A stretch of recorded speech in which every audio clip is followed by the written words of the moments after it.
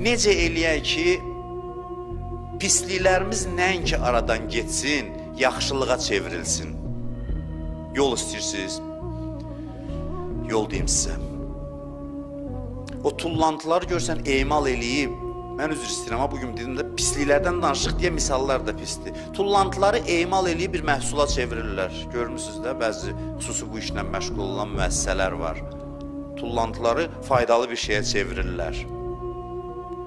Günahlar da elədir. Günahlar nəinki silinir, eyiblər yaxşılığa çevrilir. Bunun yolu nədir? Mən sizə bir dənə yol deyim, İmam Hüseynin məhərrəmində faydalı olar. Bacarırsınızsa, tez-tez, yəqin bildiyiniz eyibləri kağıza yazın ki, məndə 100% bunlar var. Kağıza yazın. Öz portretinizi, pisliklərinizi yazın. Mən tapmışam içimdə bunları, yazın kağıza. Və baxın yazdıqlarınıza.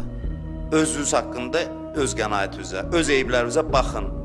O lazer necə yandırır bəzi şey. Baxış lazımdır. Bəzən Allah istəyir ki, sadəcə fokuslanasan öz eybivə, baxasan, pisliklərin onda enerjiyə çevriləcək.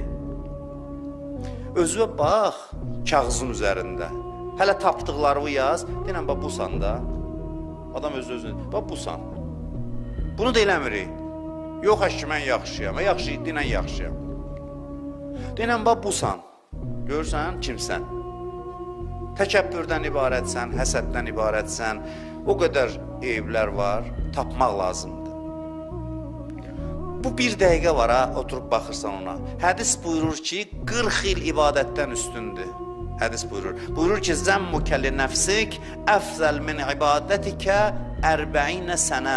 Buyurur ki, bir an özvə deyəsən ki, vay mən nə gündəyəm, bu bir saniyə. Bu 40 il ibadətin təsirini göstərir sənə. Yəni, paklaşdırır səni. Baxmaq, zəhmət çəkib baxmırıq da, deyirik, niyə düzəlmirik biz? Ay qardaş, bir bax da, bir bax, etiraf elə, özün özvə. Bunu da eləmir yaxı. Otur bir yerdə, bir küncdə heç kəs səni görməsin. O dəftəri özünüzdən başqa heç kəs görməsin. Otur, bax ona deyən, bax mənəm, mən buyam. Mən bunlardan ibarətəm.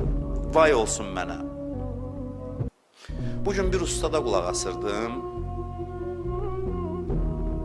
Allah qismət elədi, qabağım bir dəqiqəlik çıxışından bir dəqiqə neçə saniyə çıxış idi. Çox təsir elədi mənə.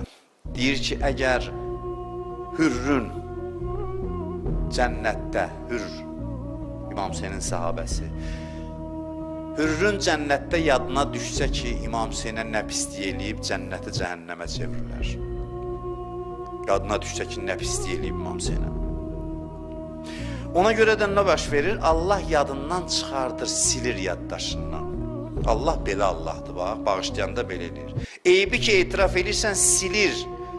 Özvə də unutturur. Çünki müqəllibəl qulubdur, qəlbləri idarə eləyən odur. Bizə biri pislik eləyib, bağışladıq. Biz nə edə bilərik pislik eləyənə? Bağışlaya bilərik. O, ustad deyir bu sözləri. Bağışlaya bilərik, üzünə vurmarıq. Dalıca da demərik, mehribanlıq göstərərik. Vəssalam, düzdür, başqa nə edək?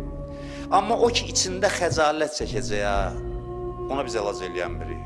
Çünki qəlbə girişimiz qadağandır. Biz onun qəlbinə təsir eləyə bilmirik. O xəcalət hissi bizlik deyil. Ora girə bilmirik.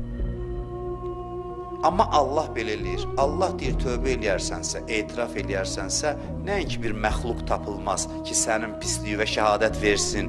Heç öz yadımda da qalmaz. Özvə də unutturaram. Yoxsa sən cənnətdə rahat olmazdın. Həmişə vicdan əzabı çəkərdin. Cənnətdəkiləri danışdırsın, deyə mən heç bir günah eləməmişəm. Hamısı. Yadından çıxıb. Deyəcək ki, mənim heç bir eybim olmayıb. Görün, nə qədər rəhəmli Allahla üzbəüz dayanmışıq, onun Hüseyninin qapısına gəlmişik. Hürr özünü digər şəhidlər kimi görür indi. Bilmir ki, neyniyib İmam Hüseynə. Elə söhbətimin bu yerində İmam Hüseynə müraciət edirəm ki, ya Abdillah, biz də hürr kimi gəlmişik sənin qapına. Elə bu gecə bizi pak elə, təmizdə. Təmizdə və unutdur bizə. Eləyə bilirsən, sən gəlib adamı cəhənnəmdən çıxardıb cənnətin ən uca zirvəsinə qaldıra bilirsən.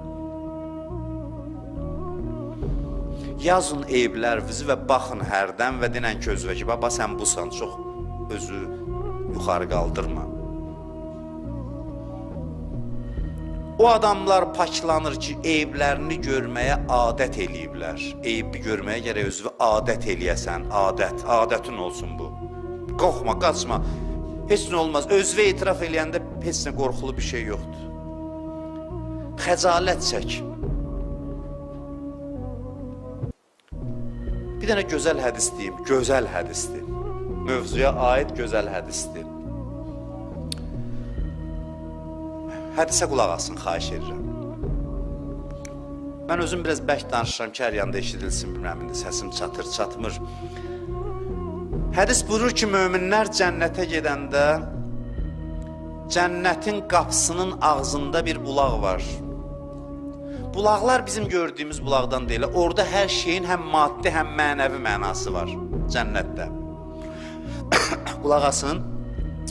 Buyurur ki, möminlər cənnətə gedəndə cənnətin qapısının ağzında bir bulaq qaynayır.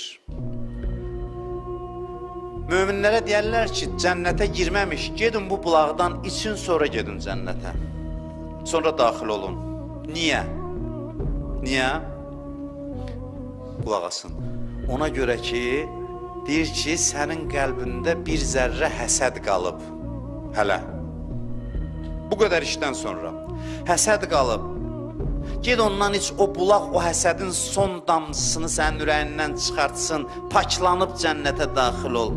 Məsələ bu həddədir, danışdığımız məsələ, bəli. Məsələ bu həddədir.